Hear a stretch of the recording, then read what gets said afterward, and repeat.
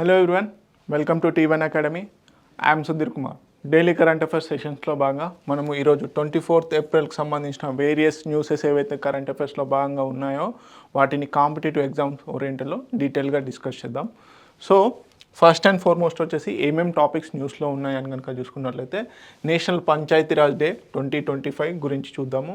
అలాగే ministry of information and technology వాళ్ళు, ministry of electronics and information technology వాళ్ళు I am circular అనే ఒక బుక్ని రిలీజ్ చేయడం జరిగింది. ఓకే, అదేవిధంగా ముంబై ఇంటర్నేషనల్ క్రూయిజ్ టెర్మినల్ అనేది ఆపరేషన్స్ అనేది స్టార్ట్ చేసింది, దాని గురించి చూద్దాము. నీతి ఆయోగ్ హయ్యర్ ఎడ్యుకేషన్ పైన ఒక రిపోర్ట్ అనేది ఇవ్వడం జరిగింది, సో దాని గురించి చూద్దాము. టూరిజం, మినిస్ట్రీ ఆఫ్ టూరిజం వారు టూరిజం సంబంధించిన స్టాట్స్ని రిలీజ్ చేయడం జరిగింది, సో దాని గురించి చూద్దాము. వరల్డ్ బ్యాంక్ వచ్చేసి ఇండియా యొక్క జీడిపి గ్రోత్ని ఎస్టిమేట్ చేసింది, ఎంత ఉందనేది చూద్దాము. అలాగే ఐఐటి ఢిల్లీ హుందాయ్తోని ఒక memorandum of understanding centre of excellence కోసం అని చెప్పేసి మొబిలిటీ సెక్టార్లో సెంటర్ ఆఫ్ ఎక్సలెన్స్ని ఏర్పాటు చేస్తామని చెప్పేసి హుందాయ్ ఐఐటి ఢిల్లీతోని మెమరాండమ్ ఆఫ్ అండర్స్టాండింగ్ చేసుకుంది. అలాగే భారత్ సమ్మిట్ ఎక్కడ జరుగుతుంది చూద్దాము. అలాగే తెలంగాణ స్టేట్ గవర్నమెంట్ వచ్చేసి జపాన్కి సంబంధించినటువంటి నేసా నెట్వర్క్స్తోని మెమరాండమ్ ఆఫ్ అండర్స్టాండింగ్ చేసుకుంది, చూద్దాము. అలాగే national environmental engineering research institute తాజ్మహల్కి సంబంధించి సరౌండింగ్స్లో గ్లాస్ ఫ్యాక్టరీస్ ఏవైతే ఉంటాయో వాటికి సంబంధించి కూడా ఒక రీసెర్చ్ చేయబోతుంది, అది కూడా న్యూస్లో ఉంది. అలాగే రేవతి ఇంటర్నేషనల్ టెలికాం యూనియన్ ఏదైతే ఉందో దానికి డైరెక్టర్గా రేవతిని ఇండియా నుంచి నామినేట్ చేశారు. ఈ పాయింట్ ఆఫ్ వ్యూలో ఇంటర్నేషనల్ టెలికాం యూనియన్ సంబంధించి చూద్దాము. ఆర్సెనిక్ పొల్యూషన్, రీసెంట్గా రైస్లో ఆర్సెనిక్ పొల్యూషన్ అనేది ఎక్కువగా అవుతుంది, సో ఇది ఎఫెక్ట్ ఏంటి అనేది చూద్దాము. అలాగే సెక్షన్ 69 ఆఫ్ ది భారత్ న్యాయ సంహిత, సెక్షన్ 69 దేన్ని రిప్రజెంట్ చేస్తుంది, ఎందుకు న్యూస్లో ఉందనే చూద్దాం. Okay, so first and foremost వచ్చేసి నేషనల్ పంచాయతీరాజ్ డే. రూరల్ గవర్నెన్స్ని పెంచాలి, రూరల్ అడ్మినిస్ట్రేషన్ని ఎక్కువ చేయాలి, 3-tier గవర్నమెంట్ తీసుకురావాలన్న ఉద్దేశంతో 1993లో 73rd కాన్స్టిట్యూషనల్ అమెండ్మెంట్ ద్వారా పంచాయతీ రాజ్ సిస్టమ్కి మనం రాజ్యాంగబద్ధ సంస్థలుగా నియమించడం జరిగింది, కాన్స్టిట్యూషనల్ స్టేటస్ అనేది ప్రొవైడ్ చేయడం జరిగింది. సో ఈ 73rd కాన్స్టిట్యూషనల్ అమెండ్మెంట్ ద్వారా గ్రామ పంచాయతీలో పంచాయతీరాజ్ వ్యవస్థను ఏర్పాటు చేయడం జరిగిందన్నమాట గ్రామ లెవెల్లో. సో దాన్ని చిరస్మరణీయంగా గుర్తుంచుకోవాలని చెప్పేసి ప్రతి సంవత్సరం ఏప్రిల్ 24ని నేషనల్ పంచాయతీరాజ్ దినంగా సెలబ్రేట్ చేసుకుంటున్నాం. ఏ రోజుని? ఏప్రిల్ 24ని ప్రతి సంవత్సరం కూడా నేషనల్ పంచాయతీరాజ్ డేగా సెలబ్రేట్ చేసుకుంటున్నాం. దేనికోసం అని చెప్పేసి 1993లో 73rd కాన్స్టిట్యూషనల్ అమెండ్మెంట్ ద్వారా పంచాయతీరాజ్ వ్యవస్థకి కాన్స్టిట్యూషనల్ స్టేటస్ ఇవ్వడం జరిగింది.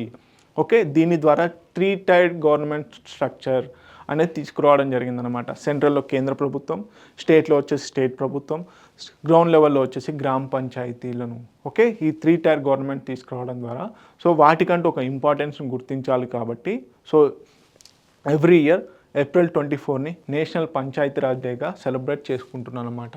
ఓకే, సో మేజర్గా వచ్చేసి ఈ ఇయర్ సెలబ్రేషన్స్ ఎక్కడ? బీహార్లో ప్రధానమంత్రి నరేంద్ర మోడీ గారు కొన్ని అభివృద్ధి కార్యక్రమాలని స్టార్ట్ చేస్తున్నారు, సో దాన్ని కూడా చూద్దాము. ఓకే, మేజర్గా సెలబ్రేట్ గ్రాస్ రూట్ డెమోక్రసీ, ప్రజాస్వామ్యం అనేది గ్రాస్ రూట్స్లో రూరల్ నుంచి రావాలి, గ్రామాలలోనే అసలైన ప్రజాస్వామ్యం ఉందని గుర్తించాలన్న ఉద్దేశంతో ఈ పంచాయతీరాజ్ సంస్థలకి కాన్స్టిట్యూషనల్ స్టేటస్ అనేది ఇవ్వడం జరిగింది. ఓకే, ఏ అమెండ్మెంట్ ద్వారా? 73rd కాన్స్టిట్యూషనల్ అమెండ్మెంట్ ద్వారా, 73వ రాజ్యాంగ సవరణ ద్వారా.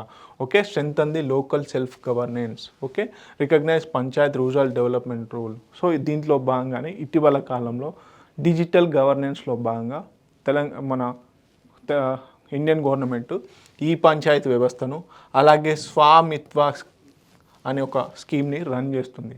ఈ స్వామిత్వ స్కీమ్లో ఏవైతే రూరల్ లెవెల్లో డెవలప్మెంట్ వర్క్స్ జరుగుతాయో అవి సెంట్రల్ లెవెల్లో మానిటర్ అయ్యే విధంగా మొత్తం డిజిటలైజ్ చేయడం జరిగింది.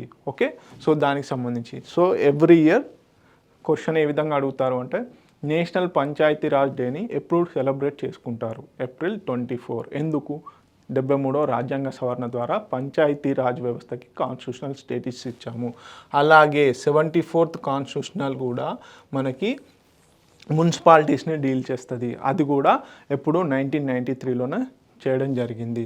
ఓకే, దీంట్లో భాగంగా పిఎం మోడీ గారు ఇప్పుడు బీహార్లో కొన్ని డెవలప్మెంట్ కార్యక్రమాలన్నింటినీ చేయబోతున్నారు. దాంట్లో భాగంగా మొత్తం 13,480 కోట్ల ప్రాజెక్ట్స్ని బీహార్లో లాంచ్ చేయబోతున్నారు. దాంట్లో ఎల్పిజి ప్లాంట్ వచ్చేసి గోపాల్గంజ్లో ఈ ఎల్పిజి ప్లాంట్ని ఏర్పాటు చేయబోతున్నారు. సో ఇదొకటి న్యూస్లో ఉంది. అలాగే పవర్ ప్రాజెక్ట్స్ సంబంధించి 6,200 crores పవర్ ప్రాజెక్ట్స్ని ఇనాగ్రేట్ చేయబోతున్నారు.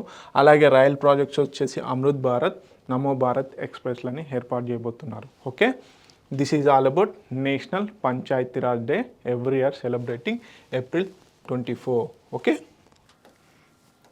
నెక్స్ట్ వచ్చేసి ministry of electronics and information technology వాళ్ళు I am circular coffee table బుక్ని లాంచ్ చేయడం జరిగింది. ఈ ఐ ఆమ్ సర్క్యులర్ అనే థీమ్ ఎందుకు తీసుకొచ్చారు అంటే సర్క్యులర్ ఎకానమీని, అంటే రీసైకిల్, రీయూజ్, ఈ విధంగా వేస్టేజ్ నుంచి ఇంకా ఎనర్జీ జనరేట్ చేయాలి. సో మినిమల్ డిస్పోజల్ తీసుకురావాలి అన్న ఉద్దేశంతో, వేస్టేజ్ అనేది మినిమల్ డిస్పోజల్ కావాలి, ఎక్కువగా రీసైకిల్, రీయూజే కావాలి అని చెప్పేసి సర్క్యులర్ ఎకానమీకి దోహదపడే విధంగా 30కి పైగా ఉన్నటువంటి కొన్ని సస్టైనబుల్ టెక్నాలజీస్ గురించి, సస్టైనబుల్ ప్రాక్టీసెస్ గురించి తెలిపేటువంటి ఒక బుక్ని రిలీజ్ చేయడం జరిగింది. అదే I am circular coffee table book. Okay, ఎప్పుడు లాంచ్ చేయడం జరిగింది? నిన్న April 23, 2025లో ministry of electronics and information technology వాళ్ళు సర్క్యులర్ ఎకానమీకి సంబంధించిన కొత్త ఇన్నోవేషన్స్ ఏమైతే ఉన్నాయో టాప్ 30, అంటే సర్క్యులర్ ఎకానమీ అంటే మనకి ఇప్పుడు సపోజ్ ఒక ప్లాస్టిక్ బ్యాగ్ ఉంది, దాన్ని 40 కంటే ఎక్కువ మైక్రాన్స్ ఉంటే దాన్ని రీయూజ్ చేసుకోవచ్చు అనమాట. సో ఆ విధంగా. అలాగే పెన్ ఉంది, దీంట్లో రిఫిల్ తీసేసి ఈ పెన్కి సంబంధించినటువంటి ఏదైతే క్యాప్స్ ఏవైతే ఉంటాయో ఆ మిగిలిన వాటిని రిఫిల్ కాకుండా మిగతా కొత్త రిఫిల్ వేసుకొని రీయూజ్ చేసుకునే విధంగా. ఓకే, అలాగే కొన్ని ప్రోడక్ట్స్ని రీసైకిల్ చేసుకునే విధంగా ఏవైతే కొన్ని 30 ఇన్నోవేటివ్ టెక్నాలజీస్ ఏవైతే ఉన్నాయో టాప్ టెక్నాలజీస్ని వాటిని గుర్తు చేస్తూ వాటి కోసం అని చెప్పేసి ఒక బుక్ రిలీజ్ చేయడం జరిగింది. అదే ఐ ఆమ్ సర్క్యులర్ బుక్ అనమాట. So promote the tech integrated sustainable development, అలాగే showcase smart, scalable and sustainable solutions. Okay, sustainable సొల్యూషన్స్ని పసిగట్టే విధంగా ఈ టాప్ 30 టెక్నాలజీస్ని ఈ బుక్లో ఉంచడం జరిగింది.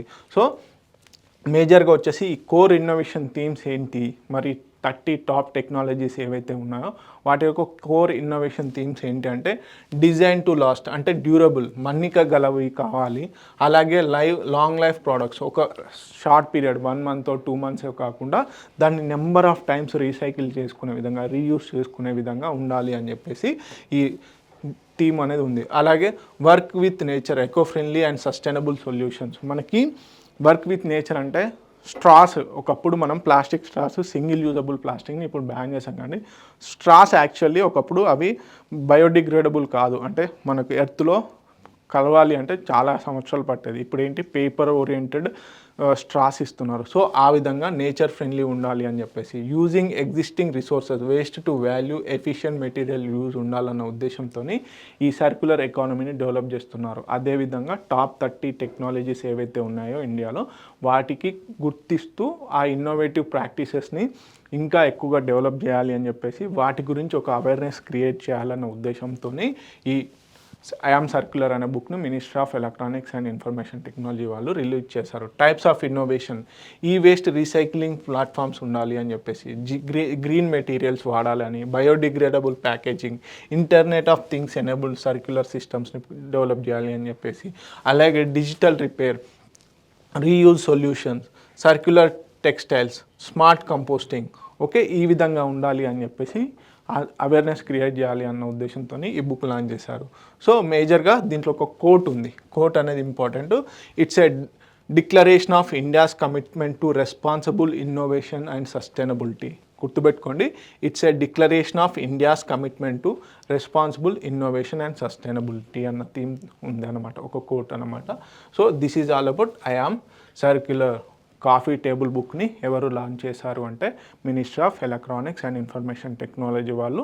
సో ఇది దేనికి సంబంధించిందంటే సర్క్యులర్ ఎకానమీకి సంబంధించి టాప్ 30 టెక్నాలజీస్ ఏవైతే ఉన్నాయో వాటి మీద అవేర్నెస్ క్రియేట్ చేయడం కోసం అని చెప్పేసి ఈ బుక్ని లాంచ్ చేయడం జరిగింది. ఓకే, నెక్స్ట్ వచ్చేసి ఇండియాస్ లార్జెస్ట్ క్రూయిజ్ టర్మినల్ ఎక్కడ వచ్చిందండి? ముంబైలో. This is the important point. India's largest cruise terminal ఎక్కడ ఎస్టాబ్లిష్ చేశారు? Mumbai international cruise terminal. ఇది ఇండియాలోనే వన్ ఆఫ్ ది కాదు, only biggest terminal, cruise terminal. మనకి షిప్స్లో రకాలు ఉంటాయి, క్రూయిజ్ షిప్స్ అని, కంటైనర్ షిప్స్ అని, సో కార్గో షిప్స్ అని, సో అలాగే నావెల్ షిప్స్ అని. నావెల్ షిప్స్ వచ్చేసి డిఫెన్స్ రిలేటెడ్గా, అవి యుద్ధానికి సంబంధించినవి. సో కార్గో షిప్స్ అంటే వివిధ వస్తువులని తీసుకెళ్ళేటి. కంటైనర్ షిప్స్ అంటే మామూలుగా కంటైనర్స్, వస్తువులు ఉన్నటువంటి కంటైనర్స్ని తీసుకెళ్ళేటి అన్నమాట. బల్క్ గూడ్స్ని కాకుండా ఒక్కొక్క కంటైనర్లో డిఫరెంట్ గూడ్స్ ఉంటాయి. అదే కార్గో షిప్లో ఒకే టైప్ ఆఫ్ గూడ్స్ ఉంటాయి, అవి ట్రావెల్ చేస్తాయి. క్రూయిజ్ షిప్స్ వచ్చేసి మనకు మేజర్గా ఇవి ప్రజలను ట్రాన్స్పోర్ట్ చేసేటువంటివి. ఓకే, టూరిస్టులను కానీ ప్యాసింజర్స్ని కానీ ఒక చోటు నుంచి ఇంకో చోటుకు తీసుకెళ్లే షిప్స్ని క్రూయిజ్ షిప్స్ అంటారన్నమాట. సో దానికి సంబంధించిన ఒక టెర్మినల్ని ఇండియాలో ఏర్పాటు చేశారు, అది ముంబైలో ఏర్పాటు చేయడం జరిగింది. ఇదే one of the biggest terminal in the India. Okay, ఇండియాలో అతిపెద్ద క్రూయిజ్ షిప్ టెర్మినల్ ఎక్కడ ఎస్టాబ్లిష్ చేశారు అంటే అది Mumbai international cruise terminal. Okay, the operations వచ్చేసి April 21, 2025 రోజున ముంబైలో తీసుకురావడం జరిగింది. సో ఇనాగ్రేషన్ ఎవరు చేశారు అంటే యూనియన్ మినిస్టర్ అయినటువంటి సర్బానంద సోనోవాల్ గారు దీన్ని చేశారు. సో దీని కెపాసిటీ, మరి టెర్మినల్ కెపాసిటీ ఎంత అంటే ప్రతి సంవత్సరం కూడా 1 million ప్యాసింజర్స్ని ట్రావెల్ చేసే కెపాసిటీ ఉన్నటువంటి టెర్మినల్ అనమాట. 10 లక్షల మందిని ప్రతి సంవత్సరం కూడా ఈ టెర్మినల్ ద్వారా, ఒక్క టెర్మినల్ ద్వారానే 10 లక్షల మందిని ప్రతి సంవత్సరం టర్న్ ఓవర్ చేసుకోవచ్చు అనమాట. Okay, capacity 1 million per year. అదేవిధంగా మ్యాక్సిమం కెపాసిటీ పర్ డే వచ్చేసి 10,000 మెంబర్స్ని ప్రతి డే ఇది ట్రాన్స్పోర్ట్ చేసే ఛాన్సెస్ ఉన్నాయంటే ప్యాసింజర్స్ రాకపోకలు ప్రతిరోజు 10,000 మంది చేయవచ్చు అనమాట. ఓకే, దీంట్లో మేజర్గా వచ్చేసి 5 క్రూయిజ్ షిప్స్ అనేవి ఆపరేటింగ్గా ఉన్నాయి, సైమల్టేనియస్గా. Okay, ships up to 300 meters వరకు లెంత్ ఉంటాయి. సో దీంట్లో ఇన్వెస్ట్మెంట్ చేసినటువంటి ప్రాజెక్ట్ కాస్ట్ ఏంటంటే 556. ఈ ఎంటైర్ కరెంట్ అఫైర్లో మనం గుర్తుపెట్టుకోవాల్సింది ఒకే ఒకటి, దేశంలోనే అతిపెద్ద క్రూయిజ్ టెర్మినల్ ఎక్కడ వచ్చిందంటే ముంబైలో. దానికి ఏంది ముంబై ఇంటర్నేషనల్ క్రూయిజ్ టెర్మినల్గా పేరు పెట్టడం జరిగింది. ఓకే, దాని యొక్క కెపాసిటీ వచ్చేసి ప్రతి సంవత్సరం 10 లక్షల మందిని, 1 million people ప్యాసింజర్స్ని ట్రావెల్ చేసే కెపాసిటీ ఉంది. ఓకే, దీంట్లో భాగంగానే 101 పోర్ట్ డెవలప్మెంట్ కూడా న్యూస్లో ఉందండి. సో దీని మొత్తం కాస్ట్ వచ్చేసి 5,700 crores. ఈ 101 పోర్ట్ని ఎందుకు డెవలప్ చేస్తున్నారు అనేది కూడా ఇంపార్టెంట్. 4,000 crores వరకు, 4,200 crores వచ్చేసి కంటైనర్, బల్క్ షిప్స్, అలాగే లిక్విడ్ కార్గో టెర్మినల్ని నిర్మించడం కోసం అని చెప్పేసి.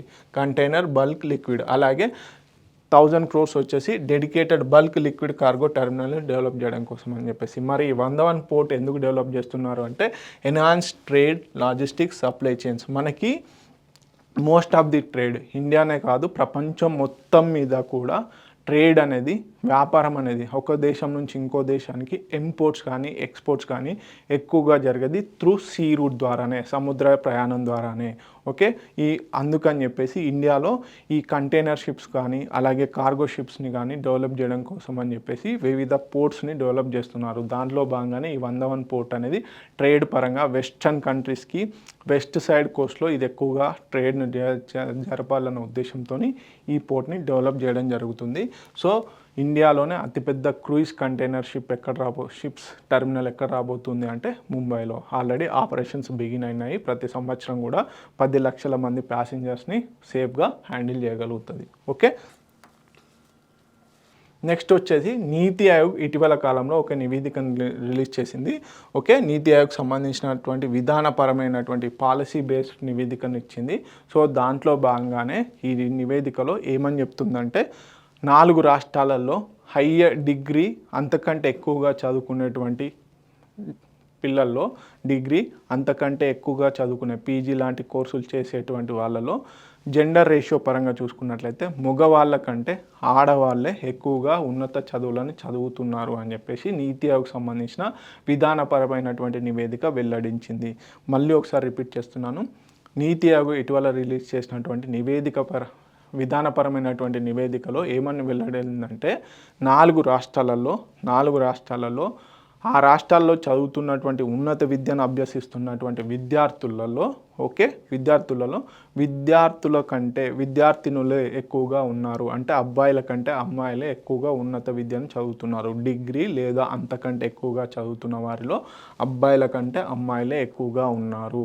ఓకే, సో ఆ 4 రాష్ట్రాలు ఏంటంటే ఫస్ట్ ప్లేస్ తెలంగాణ, తర్వాత కేరళ, హిమాచల్ ప్రదేశ్, ఛత్తీస్గఢ్లో అబ్బాయిల కంటే అధికంగా అమ్మాయిలే చదువుతున్నారు. So this is the important point. Okay, ముఖ్యంగా రాష్ట్రాల్లో ఉన్నత విద్యలో కనుక చూసుకున్నట్లయితే లక్షలలో కనుక చూసుకున్నట్లయితే తెలంగాణ రాష్ట్రంలో అబ్బాయిలు 7.93 lakhs చదువుతుంటే అమ్మాయిలు వచ్చేసి 8.03 lakhs. అంటే అబ్బాయిల కంటే అమ్మాయిల యొక్క రేషియో ఎక్కువగా ఉంది. అదేవిధంగా కేరళలో కనుక చూసుకున్నట్లయితే 5.55 lakhs ఆఫ్ స్టూడెంట్స్ ఉంటే, అంటే అబ్బాయిలు ఉంటే, అమ్మాయిలు వచ్చేసి 7.50 lakhs వరకు చదువుతున్నారు. హిమాచల్ ప్రదేశ్ వచ్చేసి 1.47 lakhs అబ్బాయిలు చదివితే 1.73 lakhs వచ్చేసి అమ్మాయిలు చదువుతున్నారు. అలాగే ఛత్తీస్గఢ్ వచ్చేసి 2.99 lakhs వచ్చేసి అబ్బాయిలు చదువుతుంటే 3.58 lakhs వచ్చేసి మనకి అమ్మాయిలు చదువుతున్నారు. సో ఈ 4 రాష్ట్రాలలో కూడా ఉన్నత విద్యను అభ్యసించే వారిలో అబ్బాయిల కంటే అమ్మాయిల వాటా ఎక్కువగా ఉంది. ఓకే, నీతి ఆయోగ్ సూచించింది. మొత్తం దేశంలో 495 రాష్ట్ర యూనివర్సిటీలు ఉంటే దాంట్లో 46,000 కళాశాలలు ఉన్నాయి. సో ఆయా యూనివర్సిటీ అఫిలియేటెడ్ కాలేజెస్ కనుక తీసుకున్నట్లయితే 46,000 ఉన్నాయన్నమాట. సో ఓవరాల్ యూనివర్సిటీస్ వచ్చేసి 495. సో దీంట్లో 81% ఆఫ్ ది సీట్స్ అనేవి ఫిల్గా ఉన్నాయి అని చెప్పేసి ఈ నివేదిక పేర్కొంది. సో దీంట్లో ఇంకొక ముఖ్యమైన విషయం ఏమని చెప్పింది ఈ నివేదికలో భాగంగా, ఉన్నత విద్యలో చాలా మటుకి అందరూ ఎన్రోల్ అవుతున్నారు. ఓకే, కాకపోతే వారికి తగినన్ని వసతులు లేవు, వారికి వసతులు కల్పించాలి అని చెప్పేసి కూడా ఈ నివేదిక పేర్కొనడం జరిగింది. సో మేజర్గా 4 రాష్ట్రాలలో ఉన్నారు. ఒకటి కేరళ, తెలంగాణ, హిమాచల్ ప్రదేశ్, ఛత్తీస్గఢ్. ఓకే, అలాగే ఆంధ్రప్రదేశ్లో కనుక చూసుకున్నట్లయితే ఈ ఏవైతే టాప్ స్టేట్స్ ఉన్నాయో అవి తక్కువగా ఉన్నాయి. కంపేర్ విత్ అబ్బాయిల కంటే అమ్మాయిలు తక్కువ పర్ఫార్మెన్స్ ఉన్నారు. కాకపోతే ఎక్కువగా ఉన్నత విద్యను అభ్యసిస్తున్న వారిలో జెండర్ పరంగా చూసుకున్నట్లయితే అమ్మాయిలు ఎక్కువగా ఉన్నటువంటి రాష్ట్రాలు తెలంగాణ, కేరళ, హిమాచల్ ప్రదేశ్, ఛత్తీస్గఢ్.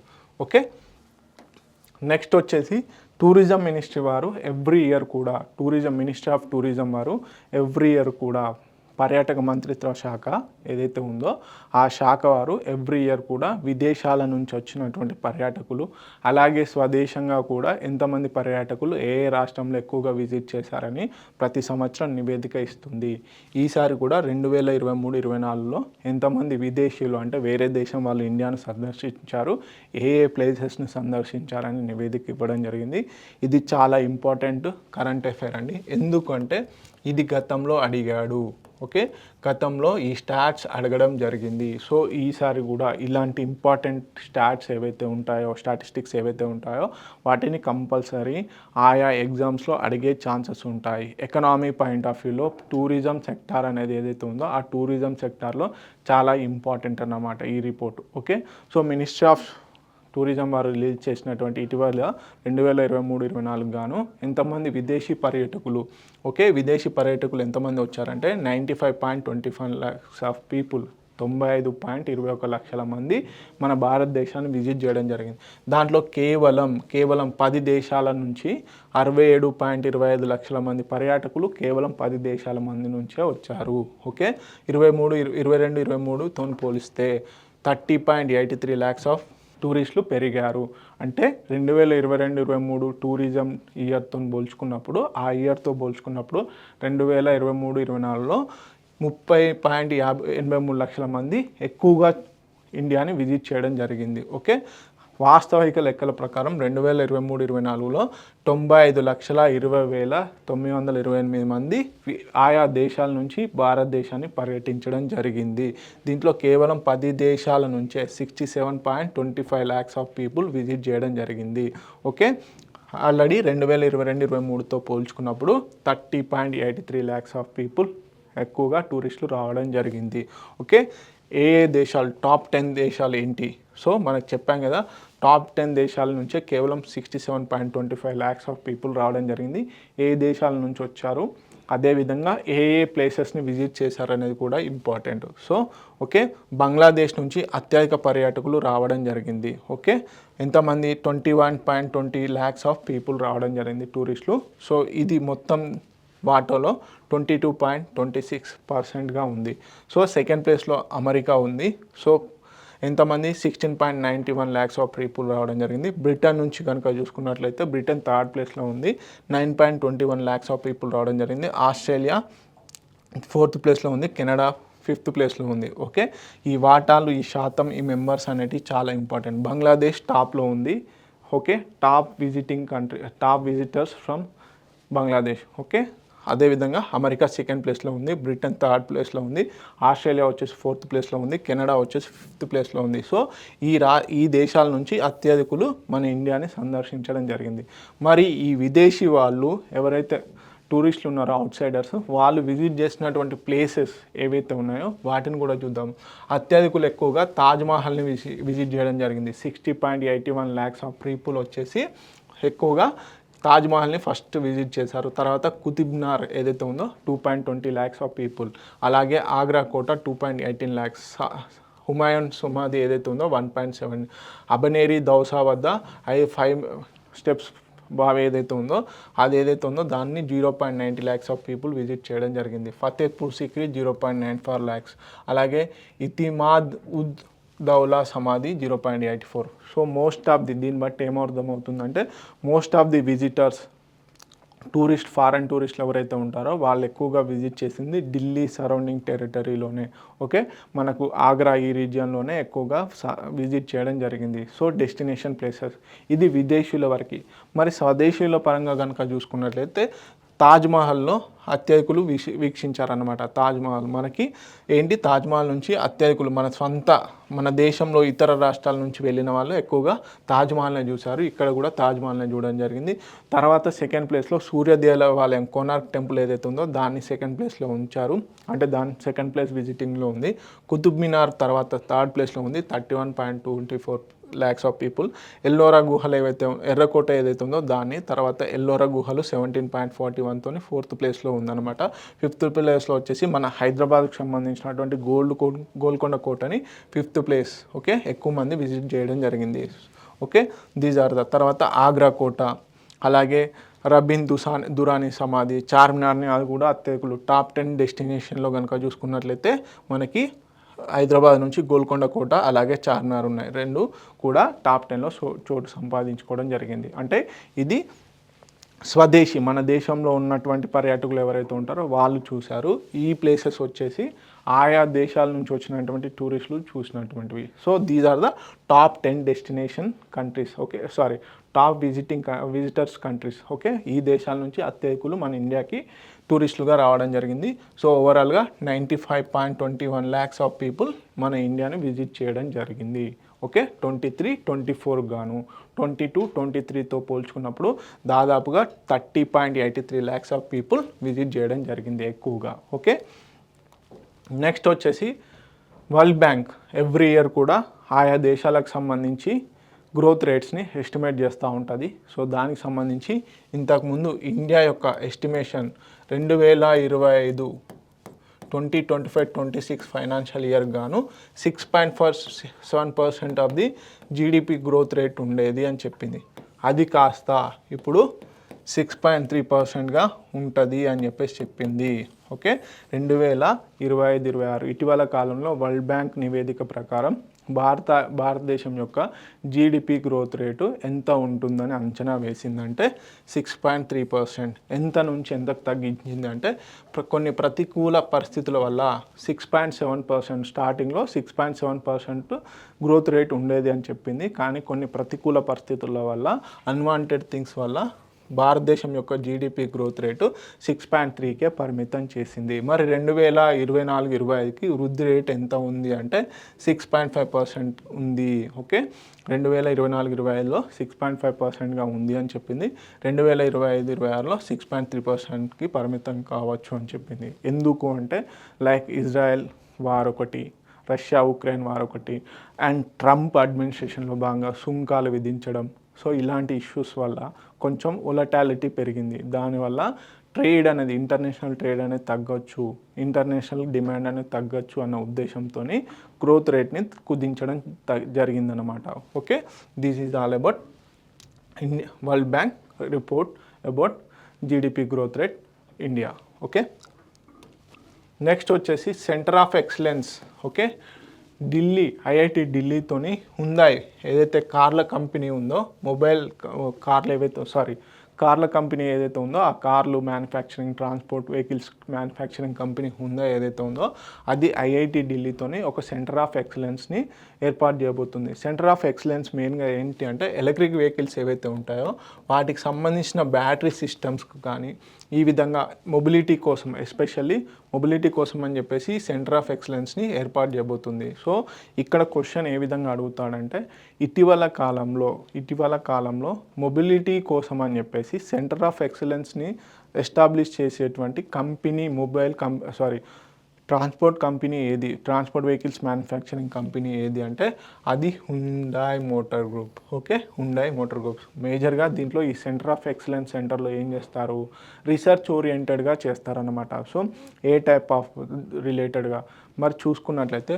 విద్యుదీకరణ, అలాగే బ్యాటరీ కెపాసిటీల పైన, ఎలక్ట్రిక్ వెహికల్స్కి సంబంధించినటువంటి electricity capacity and battery systems పైన డెవలప్మెంట్ కోసం అని చెప్పేసి ఈ సెంటర్ ఆఫ్ ఎక్సలెన్స్ని ఏర్పాటు చేయబోతున్నారు. Okay, this is all about centre of excellence related to Hyundai motor group. Okay, IIT ఢిల్లీతోని అగ్రిమెంట్ చేసుకోవడం జరిగింది.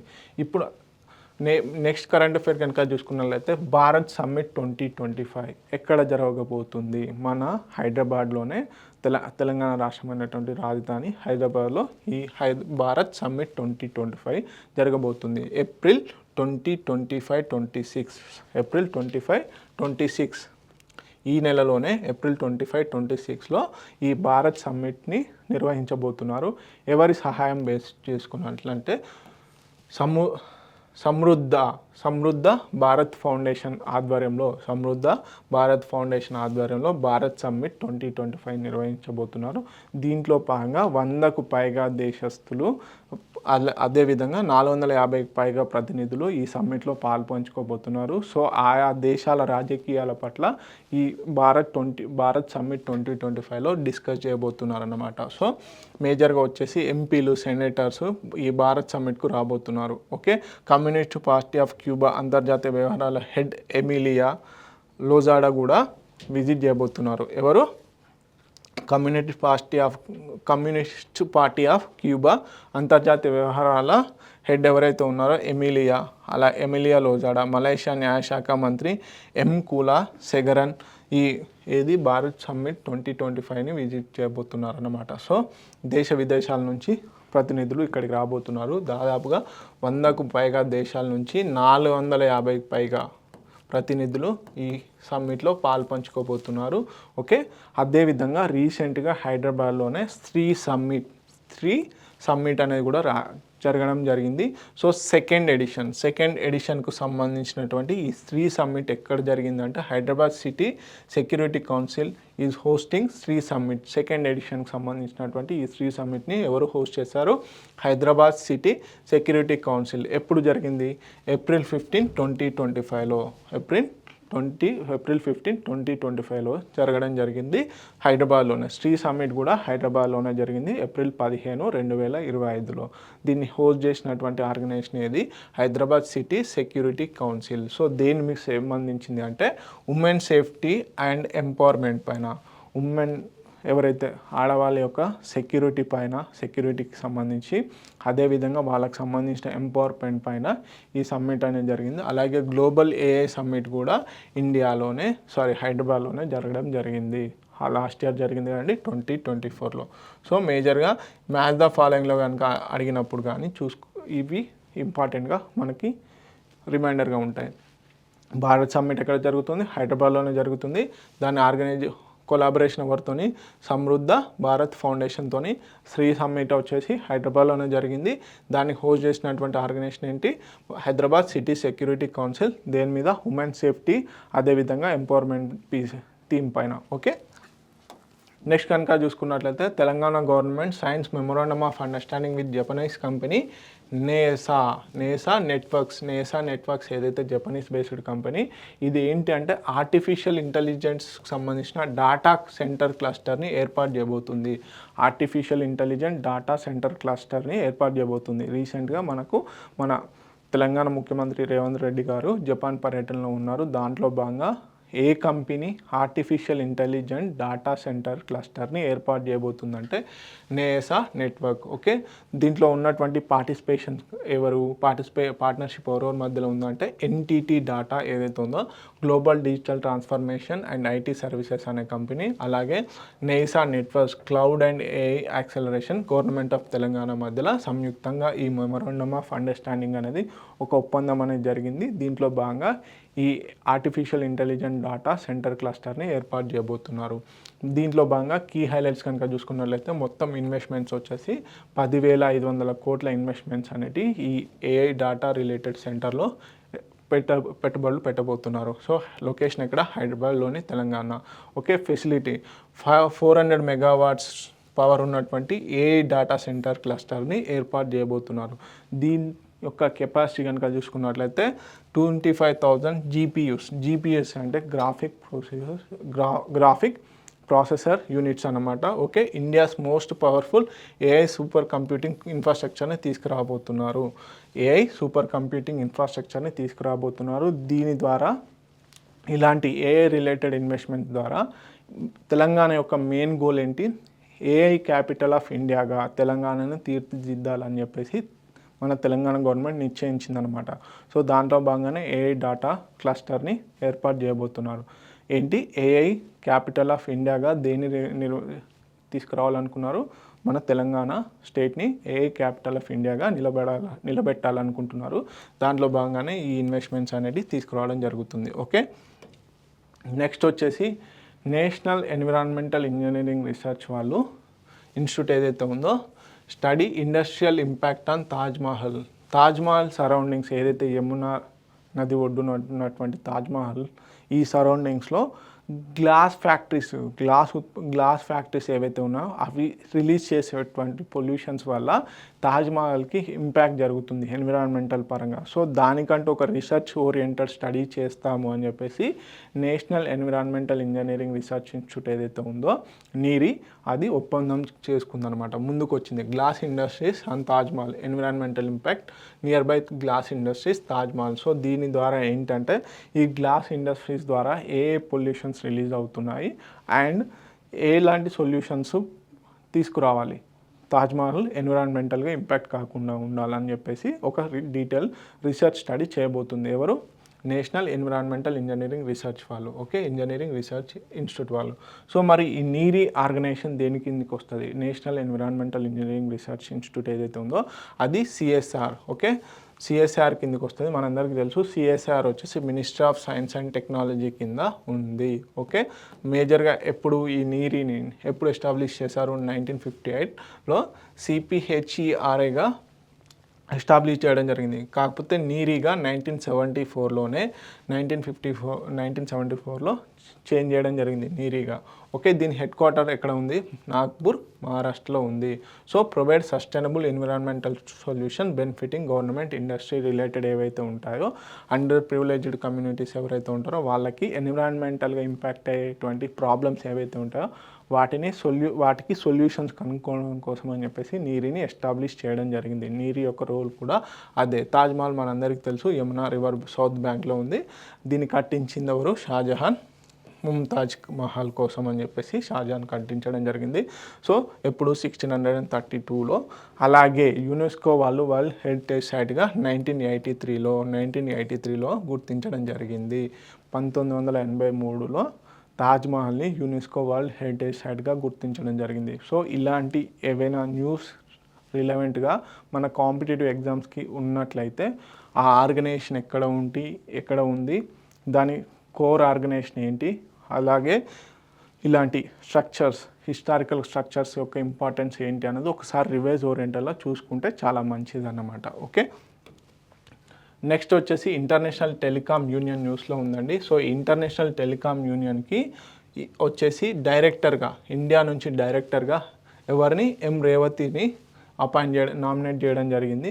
సో అందుకని చెప్పేసి ఇంటర్నేషనల్ టెలికమ్యూనికేషన్ యూనియన్ వచ్చేసి న్యూస్లో ఉంది. సో ఇంటర్నేషనల్ టెలికమ్యూనికేషన్ యూనియన్ వచ్చేసి యునైటెడ్ నేషన్స్ మనకు ఐక్యరాజ్య సమితి ఏదైతే ఉందో ఐక్యరాజ్య సమితికి సంబంధించి స్పెషలైజ్డ్ ఏజెన్సీగా ఇది ఉందన్నమాట.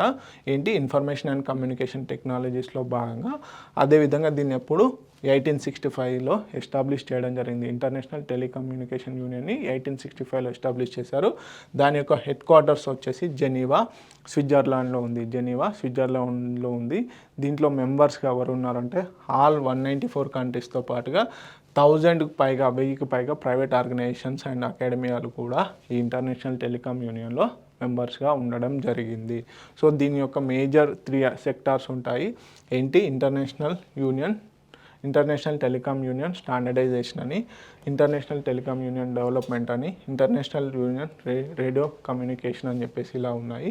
సో దీనికి ఇప్పుడు ఎవరిని రేవతి గారిని రేడియో కమ్యూనికేషన్కి డైరెక్టర్గా ఇండియా నుంచి నామినేట్ చేయడం జరిగింది. ఓకే, నెక్స్ట్ వచ్చేసి ఆర్సెనిక్ పొల్యూషన్ న్యూస్లో ఉంది. రీసెంట్గా ల్యాన్సెంట్ ప్లానిటరీ హెల్త్ స్టడీ వాళ్ళు ఒక స్టడీ కండక్ట్ చేయడం జరిగింది. దీంట్లో రైస్లో ఈ ఆర్సెనిక్ అనేది చెప్పేసి ప్రజెన్స్ ఎక్కువగా ఉంది. దీనివల్ల ఏషియాలో హెల్త్ ప్రాబ్లమ్స్ రావచ్చు 2050 కల్లా అని చెప్పేసి రిపోర్ట్ పబ్లిష్ చేయడం జరిగింది. ఓకే, మేజర్గా ఆర్సెనిక్ అంటే ఏంటి? టాక్సిక్ ట్రేస్ ఎలిమెంట్ అనమాట. మేజర్గా ఇది ఆర్సెనిక్ వచ్చేసి మేజర్గా మనకి సల్ఫర్ అండ్ మెటల్స్ని కలిగి ఉంటుంది. ఇది ఇనార్గానిక్ ఫామ్లో ఉన్నప్పుడు హైలీ టాక్సిక్ మోడ్లో ఉంటుంది. అలాగే క్యాన్సర్, స్కిన్ లెషన్స్కి సంబంధించి ఇది ఎక్కువగా లాంగ్ టర్మ్ ఎక్స్పోజర్స్ వల్ల క్యాన్సర్కి కారకంగా మారుతుంది. అలాగే హార్ట్ డిసీజ్కి, డయాబెటీస్కి హార్ట్ డిసీజ్గా ఉంటుంది. అలాగే వచ్చేసి బ్లాక్ ఫుడ్ డిసీజ్, మేజర్గా ఆర్సెనిక్ వల్ల బ్లాక్ ఫుడ్ డిసీజ్ వచ్చేసి తైవాన్లో బయటపడింది అనమాట. ఓకే, మరి దీనికంటూ పర్మిసబుల్ లిమిట్స్ అనేటివి ఉంటాయి కదండి. ఈ పర్మిసబుల్ లిమిట్స్ వచ్చేసి 0.01 మిల్లీగ్రామ్స్ పర్ లీటర్గా వరల్డ్ హెల్త్ ఆర్గనైజేషన్ రికగ్నైజ్ చేసింది. అలాగే ఇండియా వచ్చేసి పర్మిసబుల్ లిమిట్స్ ఎలా ఉన్నాయి ఇండియాలో 0.05 mg for milligrams per. So in absence of alternatives, ఒకవేళ ఆల్టర్నేటివ్స్ లేని పరిస్థితులలో కంపల్సరీగా ఆర్సెనిక్ రిలేటెడ్గా కన్జంప్షన్ జరగాలి అన్న పరిస్థితిలో 0.01 మిల్లీగ్రామ్స్ పర్ లీటర్ వచ్చేసి ఏది world health organisation permissible limits ఉంటే ఇండియాలో మాత్రం 0.05 మిల్లీగ్రామ్స్ పర్ లీటర్గా ఉంది. సో రీసెంట్గా వచ్చేసి ఫస్ట్ వచ్చేసి వెస్ట్ బెంగాల్ 1980లో దీని యొక్క ప్రజెన్స్ అనేది గుర్తించడం జరిగింది. ఓకే, సో మేజర్గా గంగా బ్రహ్మపుత్ర ప్లేన్స్ ఏవైతే ఉన్నాయో అక్కడ ఈ ఆర్సెనిక్ యొక్క ప్రాబ్లం అనేది ఎక్కువగా ఉంది అని చెప్పేసి రీసెంట్ స్టడీస్ చెప్పడం జరిగింది. ఓకే, నెక్స్ట్ వచ్చేసి సెక్షన్ 69 భారత్ న్యాయ సంహిత ఏదైతే ఉందో దీనిలో ఈ సెక్షన్ 69 వచ్చేసి న్యూస్లో ఉందండి. సెక్షన్ 69 భారత్ న్యాయ సంహిత ఏదైతే ఉందో ఇది మేజర్గా వచ్చేసి దేనికి రిలేటెడ్ అంటే ఫాల్స్ ప్రామిసెస్ ఏవైతే ఉంటాయో, మిమ్మల్ని మ్యారేజ్ చేసుకుంటాము అని చెప్పేసి ఫాల్స్ ప్రామిసెస్ ఎవరైతే చేస్తారో దానికి రిలేటెడ్గా ఈ సెక్షన్ వర్కౌట్ చేస్తుంది అన్నమాట. So debate continuous. Rape allegations based on falls promises, marriage చేసుకుంటాము అని చెప్పేసి ఒప్పించి ఫాల్స్ ప్రామిసెస్ ఎవరైతే చేస్తారో వాళ్ళపైన కూడా రేప్ అలిగేషన్స్ చేయొచ్చు అని చెప్పేసి ఈ సెక్షన్ 69 భారతీయ న్యాయ సంహిత చెప్తుందన్నమాట. Okay, new offences of sexual intercourse under false promise of marriage without intent to fulfil it. So okay, marriage చేసుకుంటాము అని చెప్పేసి ఏదైతే సెక్షువల్ పార్టిసిపేషన్ చేస్తుందో ఫాల్స్ ప్రామిసెస్ చేస్తారో వారిపైన నేరం మోపచ్చు అని చెప్పేసి ఈ సెక్షన్ 69 క్లియర్గా చెప్తుందన్నమాట. ఓకే, దీనికి గల మేజర్ ఇంటెన్షన్ ఏంటి, పనిష్మెంట్ ఏంటి అంటే 10 years వరకు ఇంప్రిజన్మెంటు ప్లస్ ఫైన్ కూడా ఉంటుంది. So separate rape from under section 63తో పోల్చుకున్నప్పుడు సెక్షన్ 69 కింద ఉండేది సపరేట్ రేప్ కింద చెప్పడం జరుగుతుందన్నమాట. సో ఇది అంతకుముందు సెక్షన్ 375 ఐపీసీ కింద సెక్షన్ 375లో పొందుపరచడం జరిగింది. ఇప్పుడు భారతీయ న్యాయ సంహిత 2023 నుంచి అప్లికేబుల్ అవుతుంది కదా, దానిలో సెక్షన్ 69గా ఉంది. సో డిఫరెంట్ కోర్ట్ కేసెస్లో డిఫరెంట్ జడ్జిమెంట్స్ అనేటివి రావడం జరిగింది. ఈ జడ్జిమెంట్స్ అనేటివి చాలా ఇంపార్టెంట్. ఓకే, ఏమంటున్నారు, ఇంటెంట్ ఈజ్ క్రూషియల్. ఏదైతే ఫాల్స్ ప్రామిస్ చేసి వాళ్ళని లోబర్చుకుంటారో ఆ విధానం అనేది చాలా క్రూషియల్ అని చెప్పేసి సుప్రీంకోర్టు చెప్పింది. సో అదేవిధంగా genuine intent to marry later failed అంటే ఒకవేళ నిజంగానే మ్యారేజ్ చేసుకోవాలనే ఇంటెన్షన్ ఉండి కూడా తర్వాత వేరే పరిస్థితుల వల్ల కనుక నిజంగానే ఫెయిల్ అయిపోతే ఆ ఇంటెన్షన్ అనేది ఫెయిల్ అయింది అనుకోండి, అది రేప్ కింద కాదు అని చెప్పేసి Anurag Soni versus state of Chhattisgarh జడ్జిమెంట్లో చెప్పడం జరిగింది. అలాగే long term women knowingly continued the relationship, long term relationship ఏదైతే ఉంటుందో అది కూడా రేప్ కిందికి రాదు అని చెప్పేసి Ranjin Singh versus state of UP 2025 దాంట్లో కూడా వెలువరచడం జరిగింది. అలాగే not consider dissension based, she is already married, ఒకవేళ ఎవరైతే మ్యారేజ్ చేసుకున్న ఉమెన్కి ఫాల్స్ స్టేట్మెంట్స్ ఇచ్చినా కూడా అది రేప్ కిందికి రాదు అని చెప్పేసి కూడా చెప్పడం జరిగింది. ఇలాంటి వేరియస్ జడ్జిమెంట్స్ ఏవైతే ఉంటాయో అవి చాలా ఇంపార్టెంట్, ఖచ్చితంగా క్వశ్చన్స్ అడిగే ఛాన్సెస్ ఉన్నాయి. ఏ జడ్జిమెంట్లో ఏ టైప్ ఆఫ్ జడ్జిమెంట్ వచ్చింది అనేది కూడా ఇంపార్టెంట్. సో సెక్షన్ 69 ఏంటి, మ్యారేజ్ చేసుకుంటామని చెప్పేసి ఫాల్స్ ప్రామిసెస్ చేసి ఒకవేళ సెక్షువల్ ఇంటర్కోర్స్ జరిగితే వారిపైన రేప్ రిలేటెడ్ కేసు ఫైల్ చేయొచ్చు. ఒకవేళ అది రుజువైతే వారికి 10 సంవత్సరాల వరకు జైలు శిక్ష అలాగే ఫైన్ కూడా పడుతుంది. ఓకే, ఇది సెక్షన్ 63 ఆఫ్ ది భారతీయ న్యాయ సంహిత నుంచి డిఫరెంట్ అన్నమాట. ఓకే, సో ఇవన్నీ ఇంపార్టెంట్ కరెంట్ అఫైర్స్ ఏవైతే న్యూస్లో ఉన్నాయో. సో ఇవే కాకుండా మరిన్ని కరెంట్ అఫైర్స్ కోసం T1 అకాడమీ టెలిగ్రామ్ గ్రూప్ని ఖచ్చితంగా ఫాలో అవ్వండి. అదేవిధంగా T1 అకాడమీ వెబ్సైట్ ఏదైతే ఉందో దాన్ని కూడా ఫాలో అవ్వండి. దాంట్లో కూడా మేము daily current affairs, weekly current affairs, multiple choice questions ఓరియంటెడ్లో కూడా ప్రొవైడ్ చేయడం జరుగుతుంది. అలాగే వివిధ సబ్జెక్టులకు సంబంధించినటువంటి వ్యాలిడ్ ఇన్ఫర్మేషన్, మీకు అథెంటికేటెడ్ సోర్సెస్ నుంచి కలెక్ట్ చేసినటువంటి ఇన్ఫర్మేషన్ సబ్జెక్టుల వారీగా కూడా మేము పొందుపరచడం జరుగుతుంది. T1 అకాడమీలో యూపీఎస్సీ ప్రిలిమ్స్కి సంబంధించి ర్యాపిడ్ రివిజన్ ప్రోగ్రామ్ జరుగుతుంది. ఆ ర్యాపిడ్ రివిజన్ ప్రోగ్రామ్ని ప్రాపర్గా యూజ్ చేసుకోండి. Thank you so much. Please subscribe to T1 academy. వీలైనంత వరకు ఈ వీడియోని షేర్ చేయండి. Thank you.